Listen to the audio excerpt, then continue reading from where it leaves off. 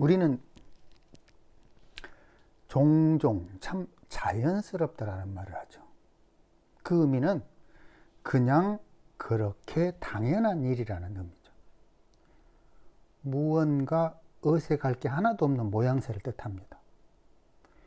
여기엔 인위적인 것이 개입될 수 없습니다. 인위적, 즉 인간의 행위가 전혀 들어가지 않아도 스스로 그렇게 이루어지는 일입니다. 그것이 바로 자연입니다. 지구 자연은 사계도대로 움직입니다. 요 사계도에서 각 글자는 굉장히 자연스러워요. 각각의 글자는 스스로 그러할 수 있습니다. 요 갑은 수직 상하 운동하고, 을은 좌우 확산 운동하고, 병은 무한 분산하고, 정은 수렴하고, 무는 양기의 터전 역할을 하고, 기는 음기의 터전 역할을 하고, 경은 부드러웠던 것이 딱딱해지고, 신은 딱딱함을 완성합니다. 임은 무한 응축하고, 개수는 발산합니다. 이런 에너지들은 스스로 그러하기에 자연스럽고, 그러기에 자연스러운 사계의 순환 과정을 만들어냅니다. 또 두 글자가 만나면 스스로 자연스럽게 반응해요. 예를 들어 개을이 만났다. 그럼 개수가 을목의 좌우 확산 작용을 촉진합니다. 또 세 글자 을개무가 만났어요. 그러면 이 세 개의 글자가 봄의 물형을 만들어냅니다. 또 네 개, 예를 들어 을개무의 병화가 만났어요. 그러면 을개무가 먼저 성장 위주로 활동한 다음에 결과적으로 그 물형을 최대로 팽창해서 꽃을 만들어냅니다.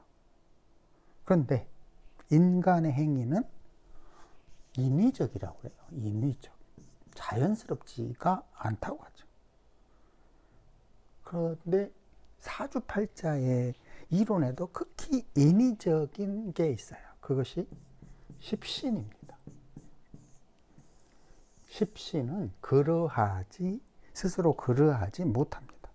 왜냐하면 홀로는 아무런 의미가 없어요. 인위적인 방법으로, 인위적인 방법으로 억지를 부릴 때에서야 비로소 십신의 의미가 생깁니다. 자, 이 갑은, 예를 들어 갑은 스스로 가치를 가지고 있기에 자연스러운데, 십신의 명칭으로는 사실 원래 이름이 없어요. 갑이 반드시 갑을 만날 때에서야 비로소 명칭이 부여돼요. 갑이 갑을 만나면 비견이라고 그러죠. 갑이 경을 만나면 평관이라고 그래요. 갑과 경이 그냥 지들끼리 따로따로 있으면 둘이 극히 자연스럽게 자신의 에너지를 활용하며 존재하는데, 십신은 갑이 갑을 만나고 갑이 경을 만나야만, 즉 상대가 있어야만 그 의미가 부여되기 시작해요.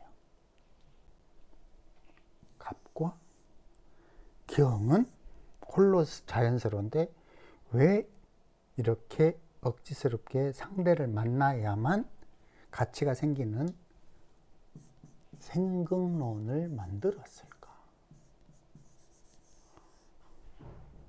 갑이 갑을 만나서 비견이고 어깨를 견준다 라고 주장하죠. 사실 뭐야 이게 도대체?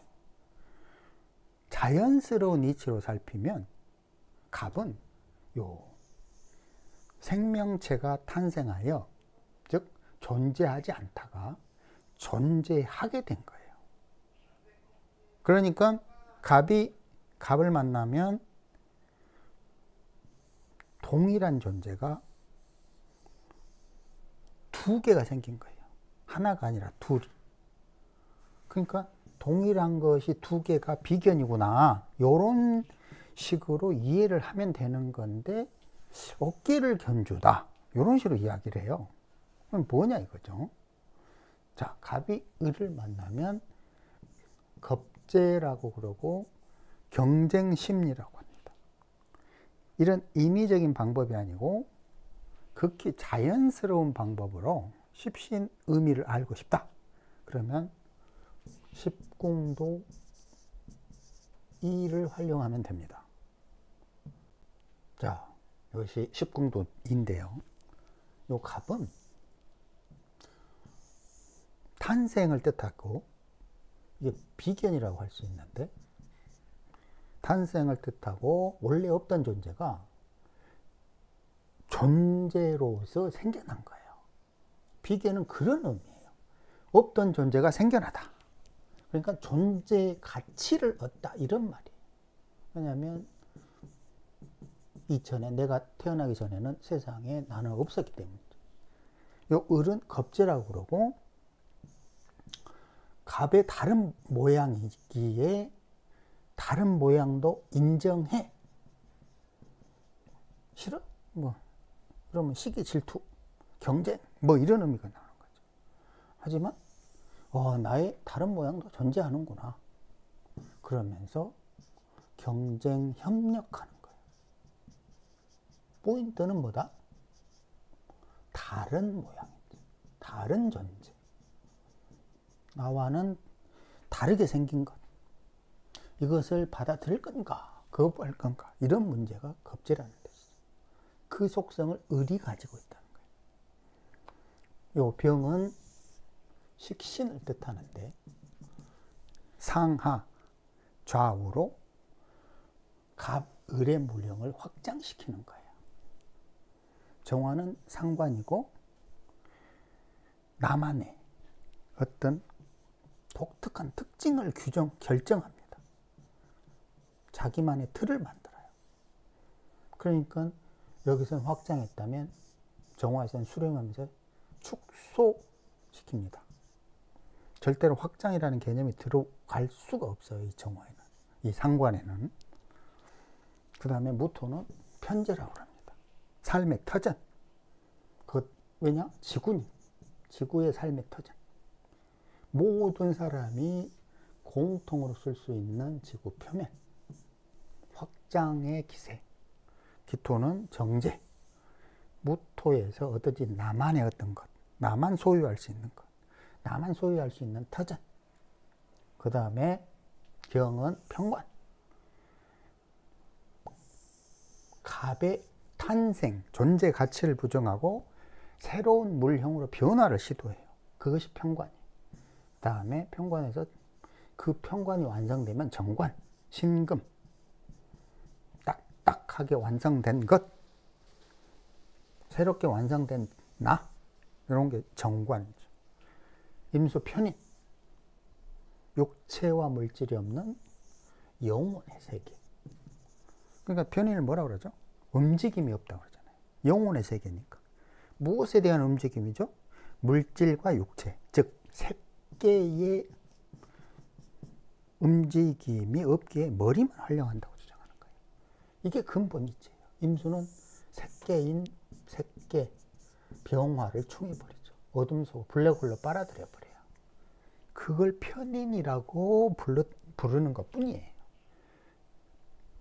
그러니까 동일한 편인이라도 진짜 편인은 임수라는 뜻이에요.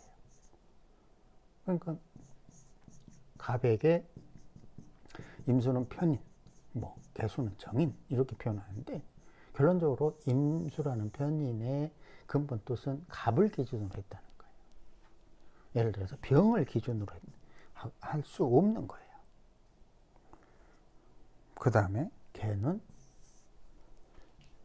이거는 정인, 우주의 의미, 새로운 영혼을 부여하는 존재. 그래서 수생목으로 갑비견이 재탄생. 이게 존재 가치가 새롭게 생겨나는 거예요. 이렇게 십신도 그냥 자연스럽게 시간 흐름에 따라서 비견, 겁재 이런 식으로 쭉 흘러가는 거예요. 이게 뭘 말하죠? 생명체들의 일생을 십신으로 비유하면 비관급제, 식신상관, 변제정제 이런 식으로 흘러간다는 거예요. 그런데 인위적인 십신은 말 그대로 굉장히 인위적이에요. 고질적인 문제가 있는데 이걸 양음을 인위적으로 일률적으로 평가되기를 해버렸죠. 한번 봅시다. 요 갑의 입장에서 병화는 식신이에요. 상관은 정화입니다. 자, 여기까지 문제가 없어요. 갑의 수직 상하 운동, 갑의 존재 가치를 좌우 식신, 먹거리, 상하 좌우로 부피를 확장하는 행위, 잘 먹고 잘 사는 이 행위를 하는 거 병화니까 무리가 없죠. 자, 상관 자기 고유한 틀 만드는 것도 무리가 없어요. 문제는 자, 겁재인 정화의 입장에서 양음을 따지다 보니까 병화가 상관이 돼요. 정화가 식신이 됩니다. 이때부터 이제 황당해지기 시작하는 거예요. 아까 식신의 뜻은 뭐라고 그랬죠? 상하 좌우로 확장시키는 거예요. 근데 정화는 수렴하는 거예요. 그럼 무슨 얘기냐? 정화가 가진 고유한 에너지 특징과 식신이라는 의미가 충돌하는 거예요. 상충해요. 서로 맞지 않아요.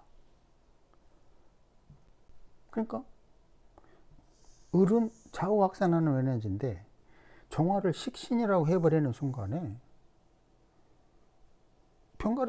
양음으로 평가를 해서 식신이 될 수밖에 없는데, 문제는 정화의 본래 상관의 특징, 수렴하여 자기만의 독특한 틀을 만들려는 상관의 특징, 이것과 식신의 개념이 안 맞아요. 정화와 임수가 만나면 상관과 편인이 만나서 전문가라고 그래요. 정임합으로. 왜 그러냐? 굉장히 자기만의 독특한 틀을 가질 수 있는 에너지들이 상관 정화와 임수 편인이기 때문인데, 병화는 그런 특징이 없어요. 독특하다? 이런 특징을 가질 수가 없다는 거죠. 그런데 을목 입장에서 정화를 보니까 식신이 돼버리는 거예요. 원래는 병화여야 될 식신이.